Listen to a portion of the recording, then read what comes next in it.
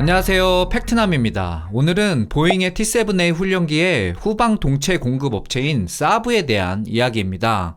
현재 T-7A의 정상적이지 않은 생산으로 인해 사브의 재정적 측면에 일부 영향을 미치고 있는 듯합니다. 이에 따라 해당 훈련기의 일정이 계획에 따른 정상적 범위로 넘어오는 몇 년 동안, 즉 재정적 어려움이 있을 수 있는 기간 동안을 위해 대비하겠다는 내용의 기사입니다.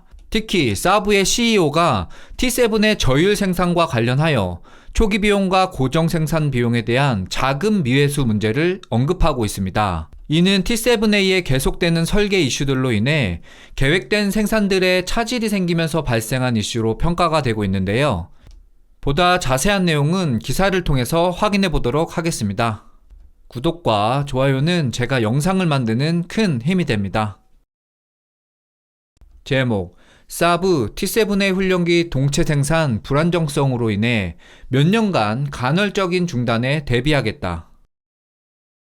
스웨덴의 공급업체인 사브의 CEO에 따르면 미 공군의 T7A 레드호크 훈련기 후방 동체 생산 문제로 인해 최대 2년간 수익에 영향을 미칠 것으로 보인다. 사브 CEO 미카엘 요한스는 오늘 3분기 실적 발표에서 T7A의 저율 생산과 관련된 초기 비용과 고정 생산 비용의 미회수 문제가 시간이 지나면서 해결될 것이라고 언급했다. 그는 여전히 약간의 부담을 느끼고 있다면서도 아마도 앞으로 몇 년이 지나야 회사의 항공우주 사업 부문에서 정말 좋은 수치로 돌아갈 것이라고 말했다. 사브의 항공우주 사업 부문은 그리펜 전투기와 글로벌 아이 조기경보 통제기 플랫폼을 포함한 다양한 항공기를 보유하고 있다. 이로 인해 3분기 매출로 33억 스웨덴 크로나, 한화 약 4,400억 원을 기록했다. 사브는 T7A의 주 계약업체인 보잉과 훈련기의 후방 동체를 공급하는 계약을 맺었으며, CEO 요한스는 이번 계약에 따라 약 35대의 기체를 미국 파트너사들에 납품할 계획이라고 밝혔다. T7A는 미 공군의 노후화된 T-38 탈론을 대체하기 위한 훈련기이다. 올해 1월, 사브는 인디애나주 웨스트 레피엣 공장에서 생산되는 부품에 대해 1억 200만 달러, 한화 1,400억 원 규모의 주문을 받았다. 요한슨 CEO는 보잉은 이 훈련기가 미국을 포함해 전 세계적으로 수천 대의 물량이 조종사 훈련에 투입될 것으로 예상하고 있으며, 우리는 이 저율 생산 단계만 무사히 넘기면 됩니다 라며 이야기를 이어갔다. 우리는 T7A의 성능에 확신을 가지고 있으며 관련 시설도 확보하고 있습니다. 기술적 문제는 없으며 필요한 것은 생산 흐름을 올바르게 잡는 것입니다 라고 밝혔다. 그는 이러한 간헐적 생산 중단 추세와 관련된 물량 공급 이슈에 대해서는 언급하지 않았다. 미 공군이 2025년 회계연도에서 T7A 조달 목표를 14대에서 7대로 줄인 결정은 해당 문제의 한 요인으로 알려져 있다. 미 공군이 생산을 지속적으로 늦출 경우 특히 개발 단계에서 발생하는 문제를 해결하고 분기 손실을 줄이고자 노력하는 미국의 항공기 제조업체인 보잉에 큰 영향을 미칠 것이다. 그러나 보잉은 이에 대해 별도의 언급을 거부했다. T7A의 비행 제어 소프트웨어 및 이젝션 시스템 결함과 관련된 안전 문제는 이전에 미 회계 감사원에 의해 보고된 바 있다.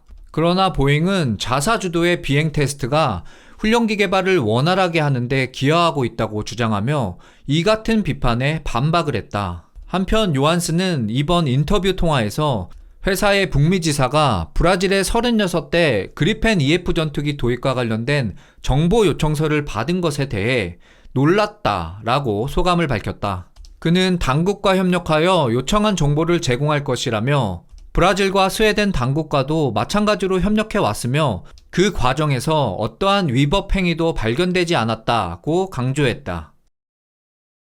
여기까지 기사의 내용입니다. 지난 영상을 통해 보잉이 방산 분야에서 수조 원의 세전 손실을 봤다는 디펜스원의 기사를 소개해드렸습니다. 특히 손실을 본 영역 중에서 관련 프로그램 이름들이 상당히 눈에 띄인다고 말씀을 드렸는데요. 바로 T7A의 미 공군 훈련기 프로그램과 MQ-25 무인 공중급유기 프로그램이었습니다. 당시 기사에서 이들 프로그램을 포함하여 약 3조 원의 세전 손실을 보고 있다 전해졌고, 작업자들의 파업과 맞물려 보잉의 다소 어려운 현실에 대해서 이야기를 했었습니다.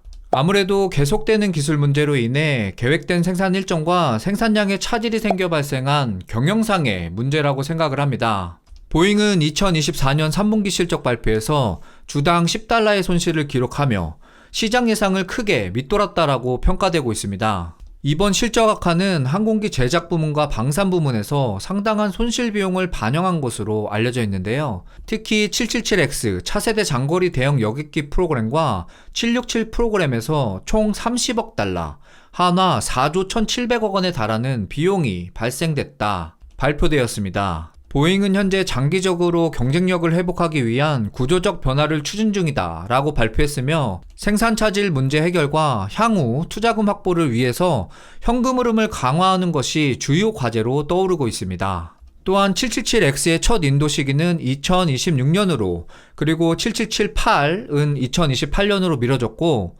이러한 일정 조정은 항공우주노조의 파업과 더불어 구 프로젝트의 시험 비행이 지연되면서 그 영향을 미친 것으로 평가되고 있습니다. 특히 방산 분야에서는 T7A 프로그램에서만 $9억, 한화 1조 2,500억 원의 추가 비용이 발생되었다 발표되었는데요. 현재 재정 상황에 대한 압박과 연이은 비용 부담은 보잉의 수익성을 회복하는 데 큰 도전 과제가 될 것으로 예상되고 있습니다. 이러한 상황은 미 정부의 방산 수주 계약과 규제 완화와도 연관이 있을 것 같은데요. 특히 2024년 11월 5일 대선 결과가 보잉의 장기적 재정 회복에 영향을 미칠 것으로 생각이 됩니다.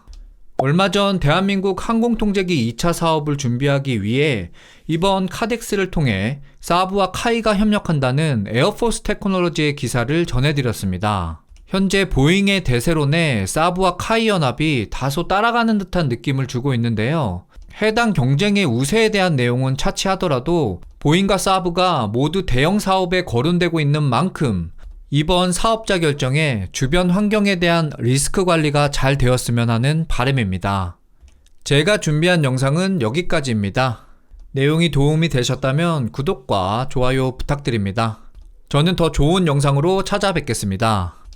지금까지 팩트남이었습니다. 즐거운 주말 시간 보내세요.